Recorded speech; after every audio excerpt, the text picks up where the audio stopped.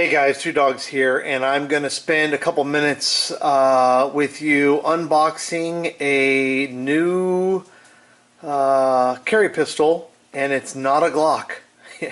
You heard right. No, this is a Bersa Firestorm 380, and we are going to unbox it for the first time and take a look. Stay tuned.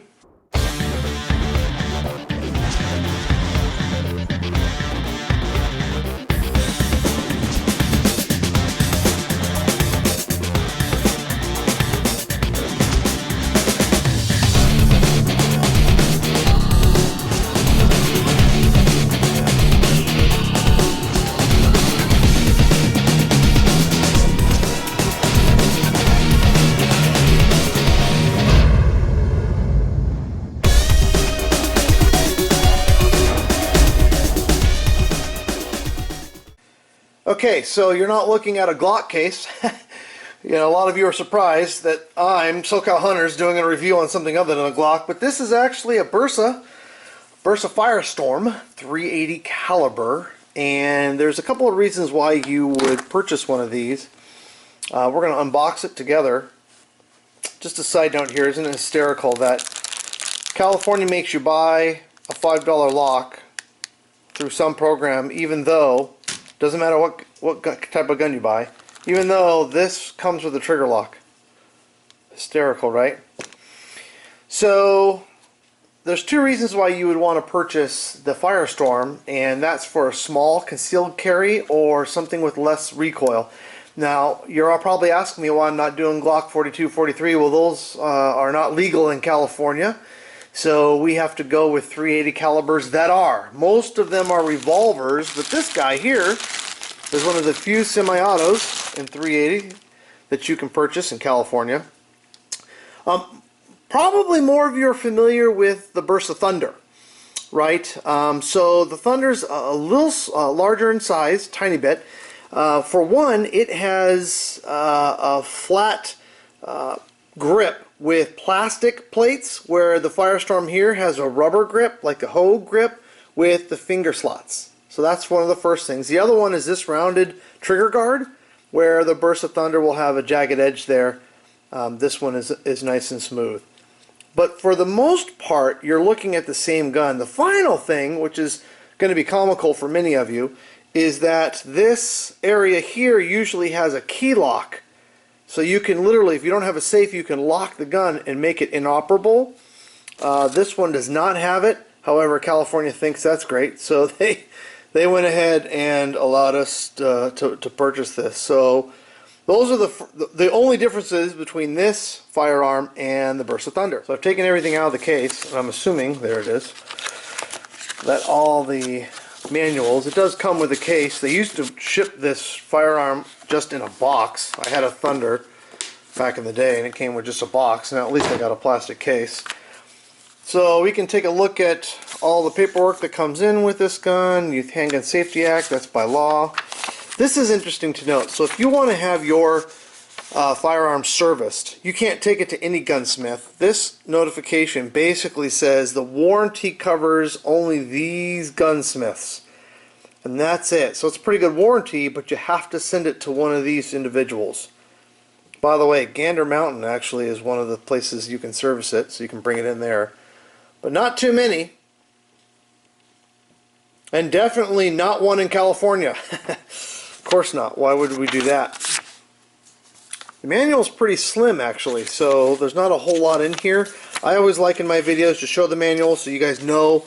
Talks a lot about safety rules, a couple of ways. This is a visual of how to remove the slide, and then the specs. So if you guys want to see the specs, here they are. I'm not going to read them to you.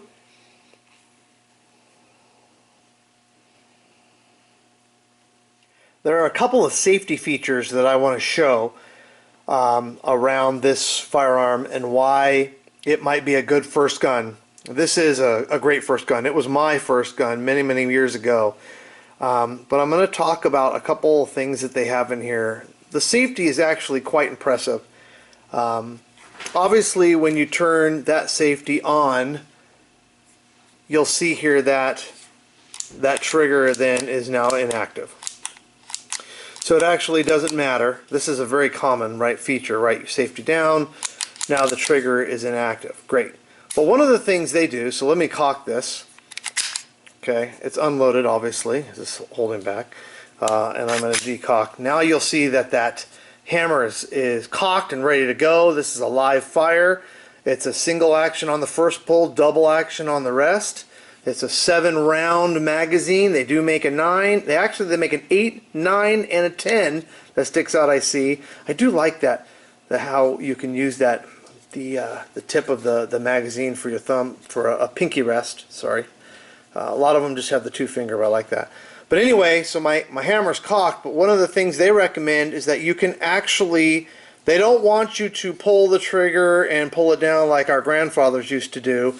They actually want you to decock this thing with the safety. So what happened is I decocked it, but I still have a little space before that firing pin.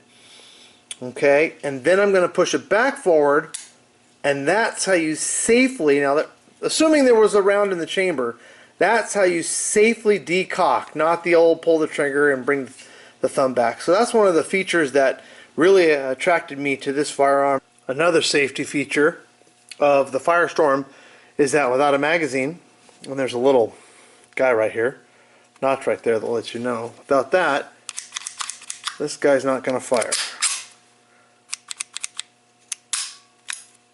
Not going to fire no matter what. I love this beaver tail. There is no way you're getting slide bite because this thing is, you know, it's machined pretty sharp, so that sucker can really get you and bite you. So they make sure they have a nice dovetail there, get pressed right up against it, and you're not going to get any slide bite even with my fat fingers. So that's definitely one of the advantages that I see. Look at how they're imitating the Glock sights. I found that kind of interesting. Okay, so they're still doing the dot with the U. Now, to clean this thing, there's actually a release where you can pull down on this lever and then you can actually remove the slide. So how you do it is you push your finger forward and you're actually going to remove your slide and pull up just a bit. Okay, so now you have a fixed barrel, obviously. So I'm not a big fan of the fixed barrel, but it is what it is. There is my hammer decocked with my magazine still in, and then I have my slide which I can go ahead and clean. I'm actually going to take it apart so I can clean it. There's not a whole lot you have to clean in here, so that's actually pretty impressive too. And you can see they've done some shipping and packaging grease in here as well. Looking up close at the slide, that's a fixed rear sight. There is no way to adjust that at all. I guess you could pound that out and put another one in. I have a video on that. Even the front bead, there is no, it's screwed in. You can't really see it in there, but it's not like I can just replace those easily. This is definitely rough metal. It's not as smooth as you would think it would be on this slide. But definitely a great first gun. Nice strong spring. I've actually heard if it doesn't cycle correctly that you can get stronger springs or weaker springs depending on your cycling problem. But yeah, so I'm going to go ahead and check this out and shoot it a few times and give you my thoughts on it. The next time you see this is going to be with my next video around pocket carry holsters. I have quite a bit of those because this is small enough for a pocket, and I'll have my Glock 26 in there as well. Thanks for watching, guys.